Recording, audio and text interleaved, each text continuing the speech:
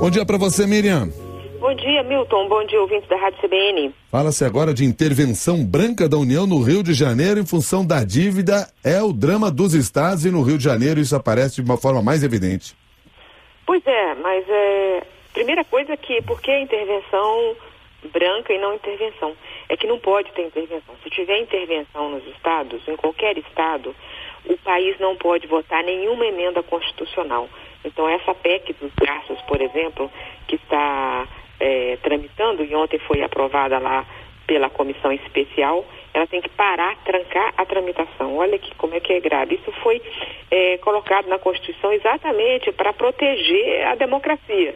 Porque assim, a ideia de intervir num estado e aí alterar a votação ou o destino, a decisão daquele ente federativo, né? Uhum. Então, foi colocado, mas nesse momento o Rio querendo ajuda, mas ele não pode ter ajuda, ele não pode ter essa intervenção oficial. A intervenção, então, por isso que seria a intervenção branca. Quem está falando isso hoje é o Estado de São Paulo apenas. Os outros jornais não estão dando essa notícia, então é um furo ou uma notícia que só o Estado de São Paulo teve acesso, que o Rio estaria pedindo essa intervenção. O que os outros jornais estão dando é que ontem eles estabeleceram que eles não vão fazer nenhuma contratação de serviço, de fornecedor, de nada nos próximos 30 dias. Então, serviços que estiverem contratados e continuam, mas quem não quiser prestar o serviço e romper o contrato por falta de pagamento, está devendo quase 500 milhões de atrasos aos fornecedores, não vai ser reposto serviço de limpeza, serviço de qualquer coisa. Então o Rio está numa situação terrível, outros estados também estão, a situação não é fácil, não tem solução milagrosa, toda crise, né, ela precisa de uma solução mais profunda, né? Se der um remédio agora para o estado, isso não vai resolver o problema, né? Estava até conversando agora com o governador Paulo Artung, do Espírito Santo, e ele acha que a solução importante para o país discutir agora é reformar a previdência pública dos estados, porque está cara demais. É preciso fazer também a reforma da Previdência Pública dos estados e ter ferramentas para administrar a folha de ativos num período de encolhimento da economia. Como é que faz com o salário de funcionário, que eles têm estabilidade, mas no momento de crise, como é que faz? Então ele acha que é preciso ter esse tipo de instrumento nesse momento para que os estados possam agir. Mas a situação não tem uma solução fácil e não é possível resolver só o Rio de Janeiro. Né? O Rio de Janeiro pode estar numa situação muito difícil, mas o Rio Grande do Sul também está, outros estados também estão. Qualquer benefício feito para um estado da federação tem que ser feito para todos. Então, e é uma discussão muito mais profunda, Milton. Tá bom, Miriam, muito obrigado. Um bom fim de semana para você. Bom fim de semana para você também. Vamos para o Repórter CBN. Miriam. Alô, Miriam. Oi, como vai, Sardenberg? Boa tarde, ouvinte da Rádio CBN. Miriam, hoje é o resumo da semana e... Eu queria começar com um ponto, que é o seguinte. Fala. O Estado de São Paulo publicou hoje a matéria de que o Rio de Janeiro está pedindo 14 bilhões e que estava pedindo negociando uma intervenção branca. Sim. Né? E um pouquinho antes de vocês ligarem para a gente conversar sobre esse resumo da semana, tocou o telefone, meu celular, e era o governador Pezão. E ele, como se sabe, está afastado, está doente, recuperando ainda de um tratamento de câncer muito agressivo, mas o que ele disse é que ele está trabalhando ainda pelo telefone e tal, e que ontem esteve conversando com o presidente Temer, esteve conversando com outros líderes políticos, né? E do Gedel Vieira Lima, outros ministros. E falou que essa notícia é uma maluquice. Falou essa expressão. Ele falou o seguinte, que ele está conversando sobre a necessidade de incluir no projeto de reforma da Previdência a reforma também dos estados, da Previdência dos estados. Ali, hoje eu conversei também rapidamente com o governador Paulo Artung, e ele disse que esse é o momento de encaixar a reforma da Previdência dos regimes únicos dos estados nessa reforma. Por quê? Porque mesmo o Espírito Santo, que tem um estado mais organizado, há muito tempo eles vêm organizando o estado, eles têm um déficit na Previdência dos funcionários do estado de 1,7 bi. O do Rio de Janeiro chega a 13 bi. Minas Gerais, 12 bi. São Paulo, 18 bi. Então, os estados também precisam de fazer uma reforma da Previdência. Então, ele falou que sugeriu isso, o governador Paulo Artung disse que essa é a oportunidade realmente de fazer. Então, na conversa com esses dois governadores, eles disseram que é isso. O que ele falou que ele não está se pedindo isso, não está se pedindo também nenhuma intervenção. Aí eu aproveitei e perguntei pela saúde dele, que é o que a gente quer saber também, e ele disse que a quimioterapia o atingiu muito, então ele está recuperando todas as taxas, está tentando caminhar para a normalidade, e se em novembro os médicos autorizarem, ele volta então a trabalhar completa. Mas ele está... Ele tem que estar bem mesmo, porque o serviço está pesado, né? O serviço está pesado, ele falou que ele está discutindo até com o governador Dornelles, que está em exercício, uma reforma de redução de secretarias, de redução do custo do Estado, que ele está participando disso, apesar de estar afastado do ponto de vista médico, mas ele continua trabalhando. Ele falou, eu continuo trabalhando porque eu sei da gravidade da situação do Estado. Então, isso era uma notícia quente aí, que acabou de acontecer, acabou mesmo. Eu desliguei um telefone para atender o outro. Tá certo. Bom, e o ponto é esse, a reforma da Previdência dos servidores públicos estaduais. Que precisa ser feita,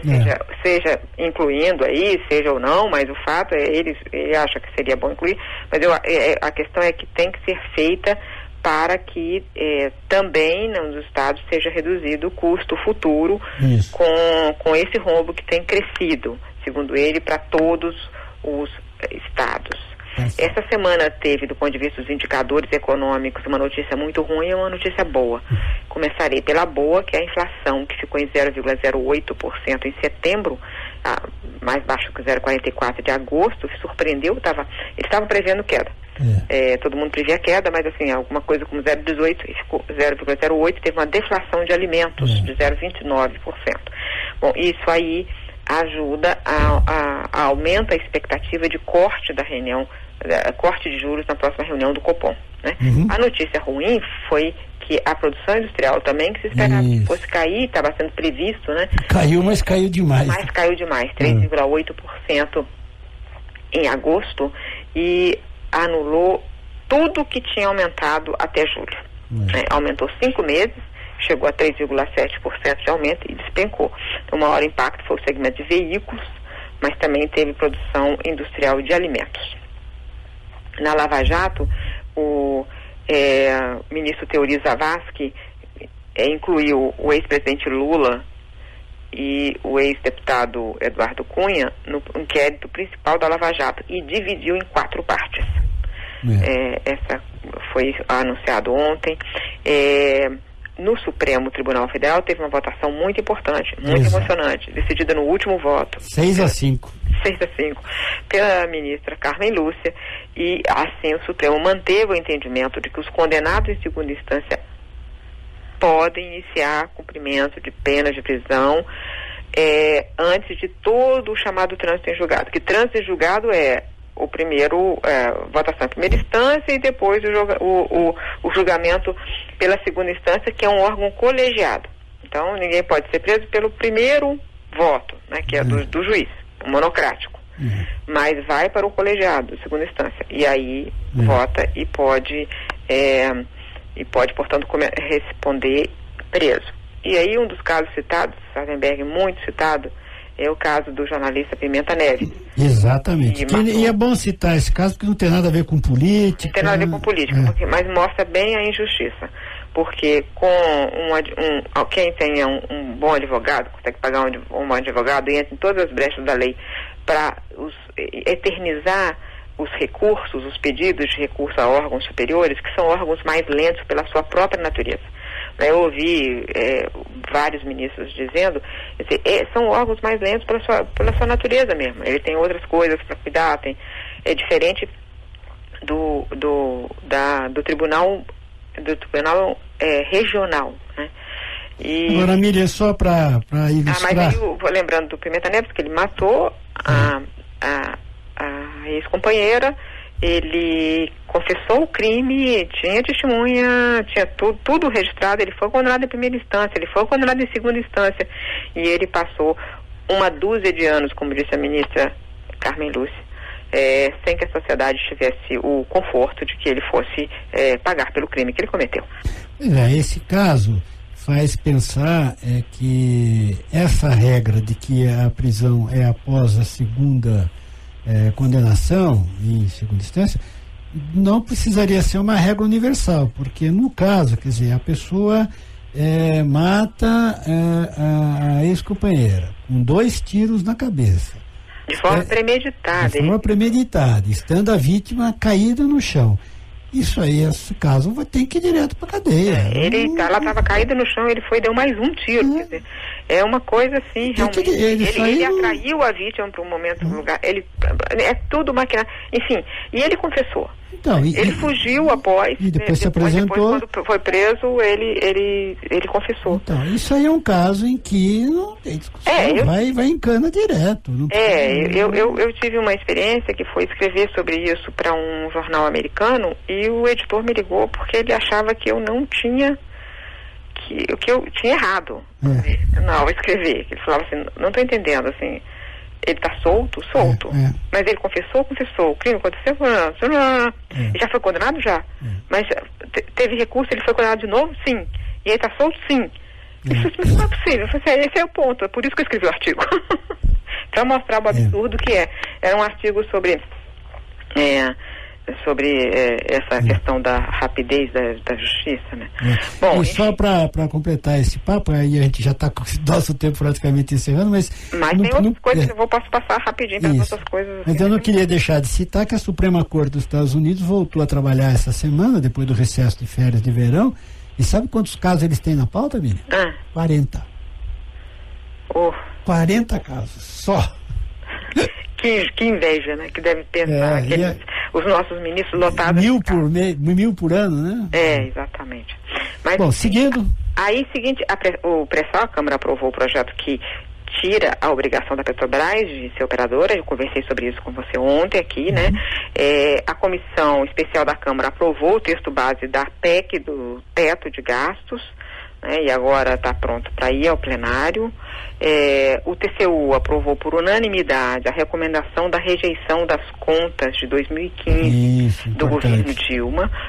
Isso foi também condenou Guido Mantega e o ex-secretário do Tesouro Arno Augustin a inabilitação a cargo público por 5 anos para o Mantega, 8 anos para Augustin. Teve a eleição no domingo, um alto nível de abstenção, brancos e nulos, chegou em alguns lugares perto de 40%. Em São Paulo foi eleito João Dória no primeiro turno.